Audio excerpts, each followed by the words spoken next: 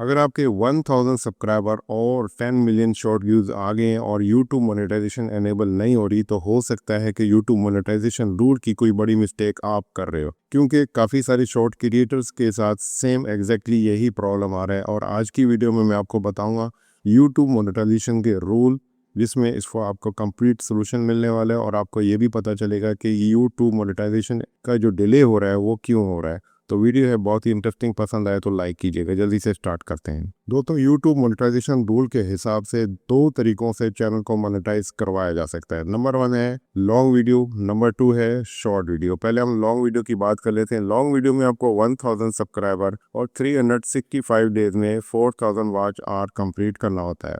अब ये जो 4000 वॉच आ रहा है, ये आपका पब्लिक वीडियोस के ज़रिए कंप्लीट हुआ हो, यानी कि अगर आपकी वीडियो प्राइवेट है, अनलिस्टेड है या डिलीटेड है, तो यूट्यूब मोनेटाइजेशन के रूल्स के हिसाब से आपका जो वॉच टाइम है वो काउंट नहीं होता। दोस्तों, सेकंड है हमारे शॉर्ट वीडियोस के थ्रू। शॉर्ट क्रिएटर के लिए 1000 सब्सक्राइबर और 90 डेज के अंदर 10 मिलियन शॉर्ट्स व्यूज लाना ज़रूरी है। अब यहाँ पर कुछ इंपॉर्टेंट रूल्स हैं जिनका जानना आपके लिए बेहद ज़रूरी है। फ्रेंड्स, सबसे पहले रूल के बारे में बात करते हैं। यूट्यूब शॉर्ट्स के जब एनालिटिक में अर्निंग सेक्शन में आप जाते हो और वहाँ आप देखते हो तो वॉच टाइम और व्यूज जो हैं वो अपडेट नहीं होते। इस अपडेट में कभी कभी 5 से 7 दिन लग जाते हैं और आपको ये महसूस हो रहा है कि यार मैंने तो व्यूज़ और वॉच टाइम को कंप्लीट कर लिया है, तो ये आपको थोड़ी सी कन्फ्यूजन होती है। यहाँ पर आपको ये चीज़ समझने की ज़रूरत है कि इस अपडेट में थोड़ा सा टाइम लगता है, तो आपको थोड़ा सा पेशेंट रखना होगा।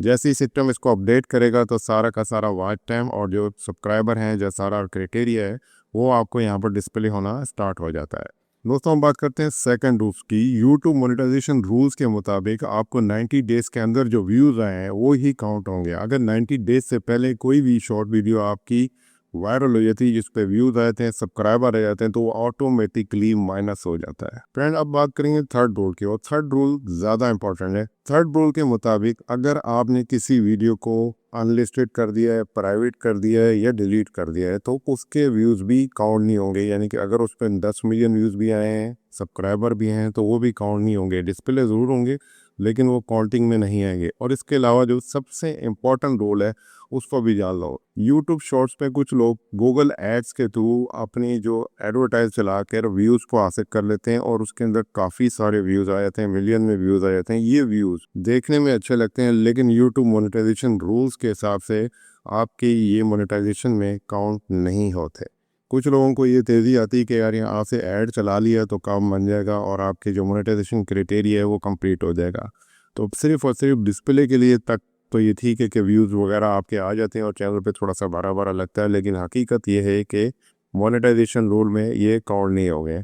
तो दोस्तों, ये थी जो रूल्स के हिसाब से मैंने आज वीडियो बता दी। मैं उम्मीद करता हूँ कि हो सकता है कि आप में से कुछ लोगों को इन रूल्स का मालूम नहीं होगा, और कौन कौन से रूल्स आपको नहीं मालूम थे वो कमेंट में लाजमी तौर पर बता देना। अगर इस हवाले से कोई क्वेश्चन हो शॉर्ट्स को लेके, शॉर्ट्स के मोनेटाइजेशन को लेके, तो ज़रूर ड्रॉप कर देना ताकि मैं इसको आपको जवाब दे सकूँ। मिलते हैं नई वीडियो में नए टॉपिक के साथ। अपना ख्याल रखिएगा। मुझे दीजिए इजाज़त। अल्लाह हाफ़िज़।